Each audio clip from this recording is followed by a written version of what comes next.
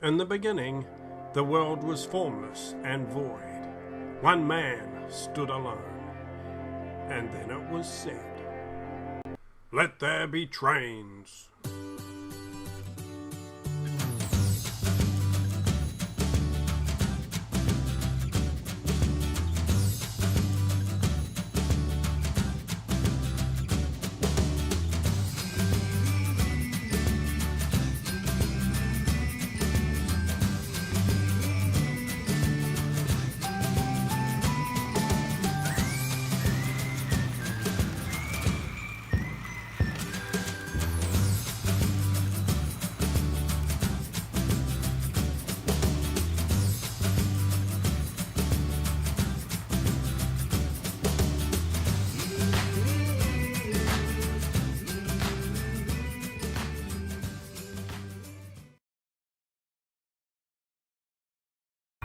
This video was made possible by KVM, Freedom and Stealth Camper Vans, keeping your dream to be free, right on track. Today's a very special day for the railroad because after all this modelling, shaping, landscaping and painting and all the measuring and cutting, today we actually get to put a train on the track and see if it actually works. Very exciting.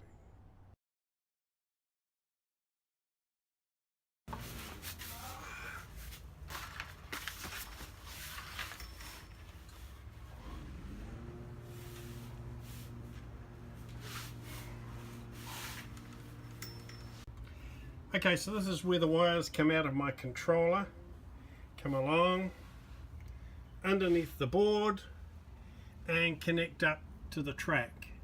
Because there's an inner loop, I run another two wires across and up and connecting up to the inner loop of track.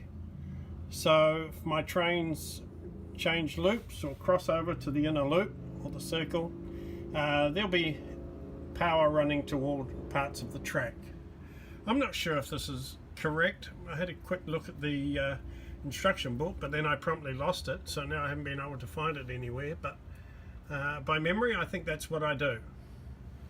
So I'm quite happy with that. I'm not sure if that's where I'm going to be controlling the trains 100%, so I've left the wires very, very long and just rolled them up to a loop. I can still plug in the controller and operate the trains as it is. But I like tidy and neat, so I think that's quite neat and tidy for me. You remember on my first video we did take the train out of the packet and have a look at it, the Western Express. She's a beautiful loco, and with the three Pullman carriages we had a look at them, but I didn't actually put it on any track and test it out to see if it worked. I presume it works, it's brand new. And to the best of my knowledge, I've wired up the track the way I'm supposed to. Now this is an E-Link set. But for this, at the moment, I'm not going to connect it up to the computer. I've got a little digital controller here, the little Hornby Select. So I'm going to use that just to test the train out and drive it around and get it working and see it going. Make sure the track's all in place correctly. And if it all runs smoothly and nicely, then I'm going to start gluing down and pinning down the track. So today is really just a tester to make sure I've got everything set up correctly and it runs smoothly. So let's get the train out of the box and onto the track. So you can see I've got a few things set out on the track, but it's not actually the way it's going to look. The green, for example, is a little bit bright for my liking. I'm going to try and tone that down with some shadows and some darker colors. But I've just set it out on the board just to test the train and make sure the track's all looking good before we glue it and tack it down. But I've got my little Select controller here all wired up, and so let's get the trains out onto the rails.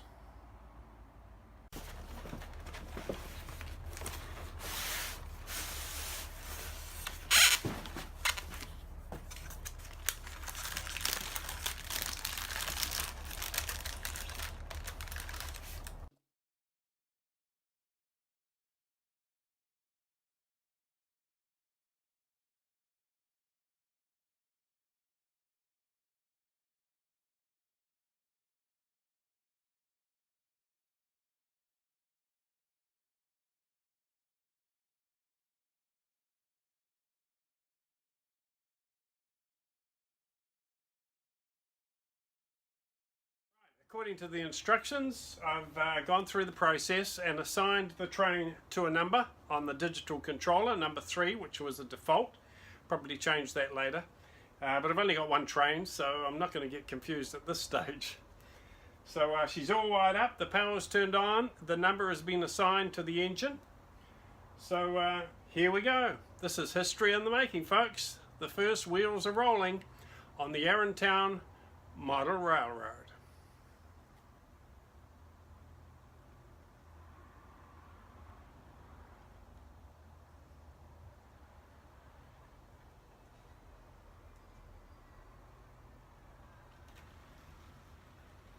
There we go.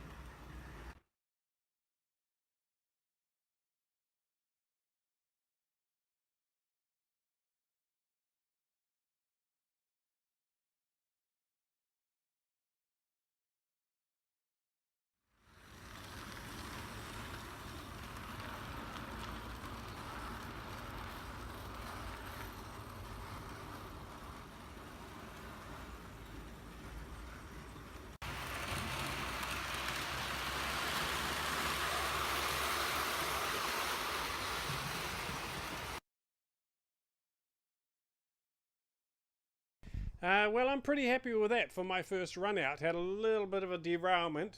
Maybe I was going too fast over a couple of the points there as I backed around into the station. But I ran it on the outer loop and the inner loop and backed in the siding right round to the station there. So it ran smooth and just lovely. She looks beautiful, chugging around the track there. It's inspirational. After all that work, it's actually nice to see a train running around on the layout. I'm going to have a break now from the modelling and the moulding and the cutting and the painting and all that big messy stuff.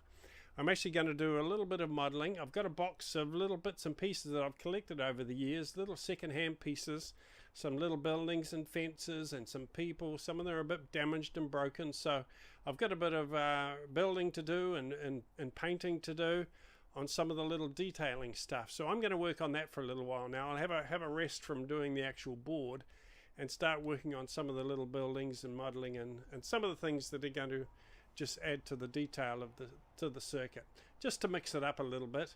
And then maybe later I'll come back and do some more work on the landscaping and the shapes and the colours. But I'll show you what I'm doing with the little models and the buildings as we make those as well. Okay, thanks for watching, everyone. Hope you enjoyed this video. If you did, click on the like, hit subscribe, and then click on that little bell icon and you'll be notified every time I put a new video up on YouTube. Okay, we'll talk again soon. Bye.